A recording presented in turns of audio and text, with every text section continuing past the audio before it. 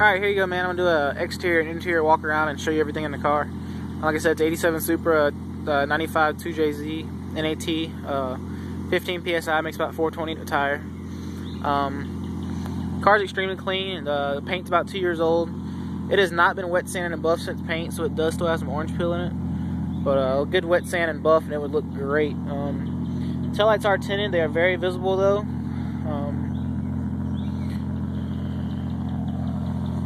Nice big muffler back here. Rumbles nice and good. And all the lights are actually tinted. 3-piece wing off a 98, or sorry, 89 up Supra. It's in great shape. Side windows. Top seals were replaced during paint, so they're in great shape. All the windshield moldings were just replaced recently after I put a new windshield in it. So the front windshield's in immaculate condition.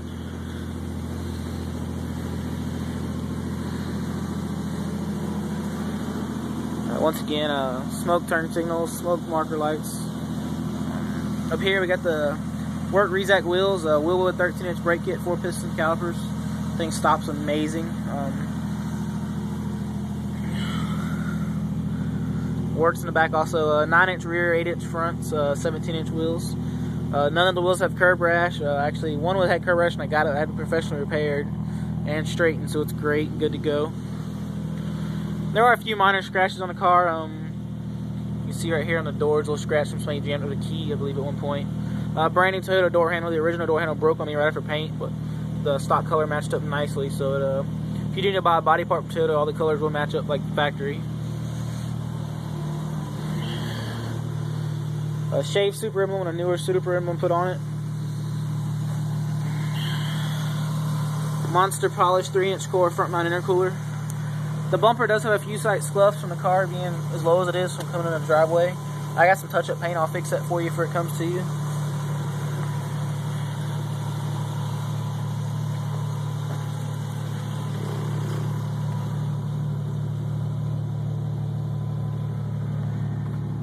Let me turn the lights on for you real quick so you can look at the lights.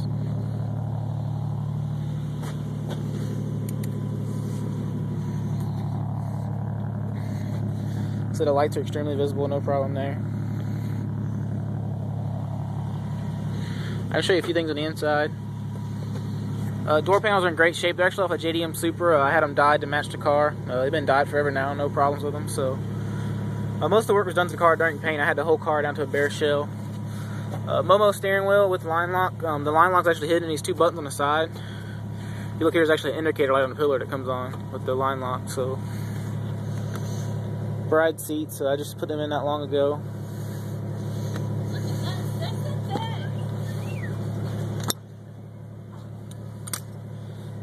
G-Force 5-point cam lock belts.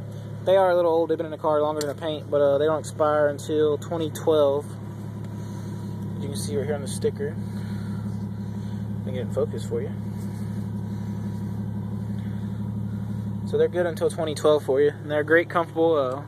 Pads are a little faded from being out in the sun. Other than that, they're great. JDM bolt-in 4-point roll bar. Everything on the car is gunmetal that I could to make it match, but it's nicely. It's not too much gunmetal. Custom back seat enclosure with 12-inch MTX sub. Trunk carpet's in great shape as well. There's a great tonneau cover in the back also. This switch doesn't do anything. It's from something old. Nice console here.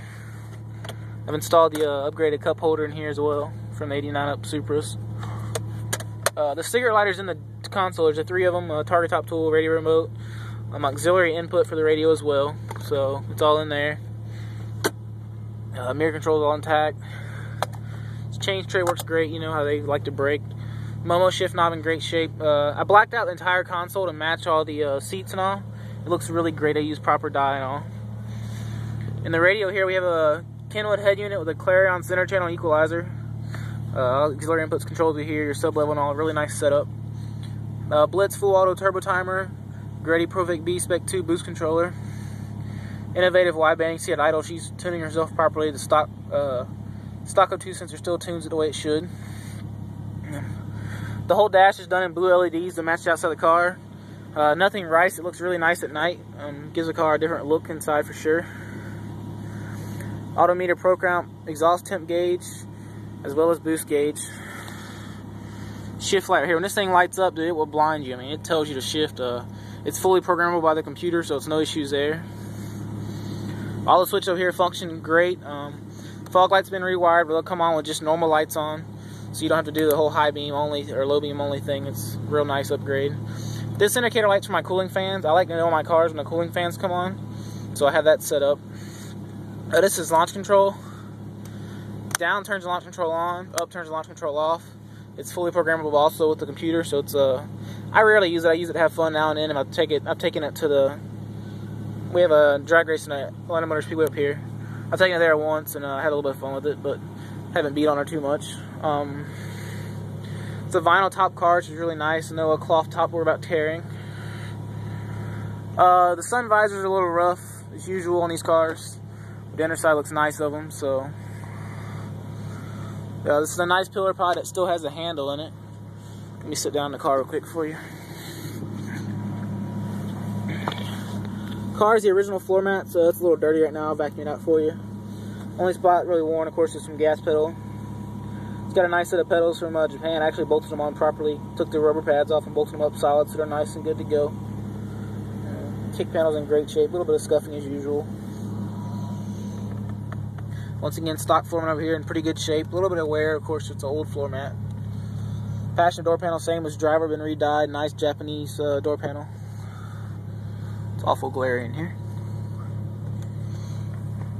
Glove box is all intact. Inside the glove box, you have your wires for your computer, innovative wideband, the indicator light and button are right here. I think the original owner's manual is still in here also. And all the climate control works as normal, air works and everything, so heat works, everything works great. Instrument cluster's in great shape, no cracks whatsoever.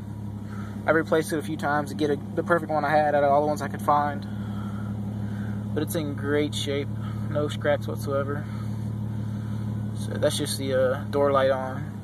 And I already explained the engine light issue to you, but she revs great.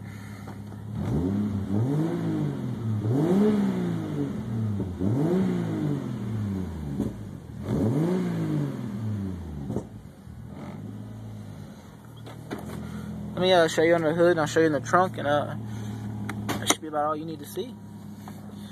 I forgot to show you the really nice Momo steering wheel I got recently. But each side has a line lock button, so if you want to do line lock, it's pretty nice. The horn's still in the factory location.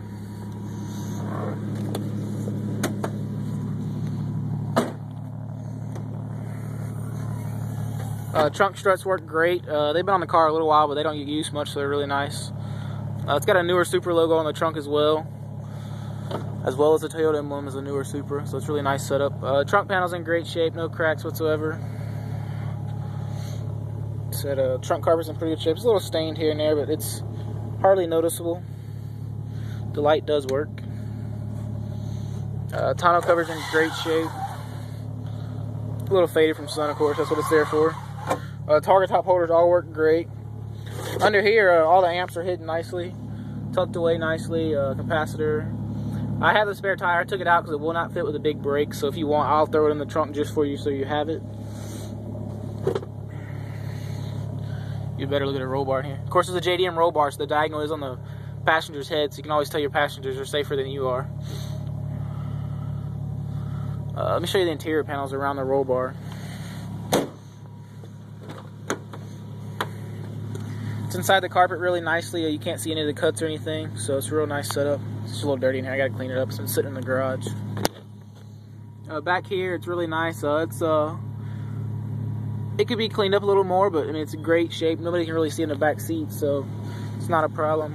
All the door jambs were painted when the car was painted, so everything looks new and nice. Give you a few more under the hood looks since you didn't get that many the other day. All the engine bay was painted. The hood's in great shape, not really no scuffs on it. There are a few scuffs in the engine bay. It's had a different motor in it since paint, so there are a few touch-up paint spots that look a little rough. But other than that, the engine bay is in great shape. I mean, if you don't look at it closely, it looks like a show car for sure. A nice big vent tank right here. We sell these at work, and I love them, so I got one with my boss. It's got a petcock on the bottom to drain it. Both valve covers go to it. It does never get any oil in it, as hard as I drive the car, believe it or not. Nice HKS super sequential blow-off valve. All stainless steel welded pipes, so there's nothing to blow off. There's only a coupler each here, intercooler, and then turbo to intercooler. Engine covers painted, nice NGK plug wires. All stainless oil lines here, stainless drain line, as well as there's a stainless power steering line over here. So the gray is carried throughout the car. It looks real nice. C6 Z06 master cylinder.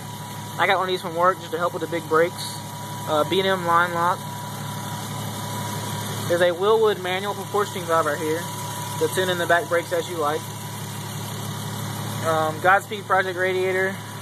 Custom dual fan setup with nice aluminum shroud. They're on a fan switch automatically. Custom filler panel up front. It does rub the hood a little bit. I have some foam on the hood now. It does a little scuff on it just to let you know. Huge K&N air filter. Polished aluminum intake. Polished Precision PT61 turbo. It's got a turbo blanket on it, of course. Being NAT, you have to have that. Full 3-inch exhaust. There's a wideband sensor right there. There's a TL 44mm wastegate down in there.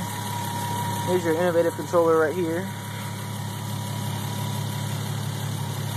There's nice fittings going in the back of the valve covers back here for the vent tank.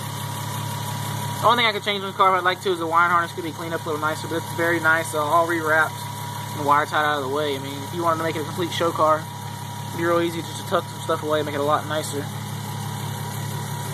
I tucked away the coil pack really nicely down here underneath the air filter, so you can't really see it.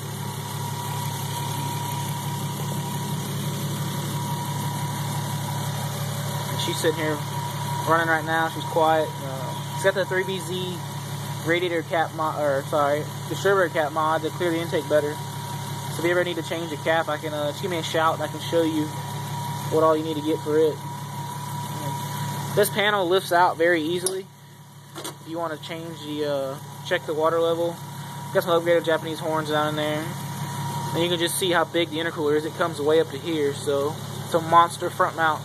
We had it on the dyno recently at my shop. Made 30 pulls consistently in a hot shop with the doors closed, and the intake temps never got over 100 degrees. So that tells you how good the intercooler is working. I just replaced the hood struts. They're nice and strong. They lift this heavy hood up no problem. So I think that's about it. There you have it.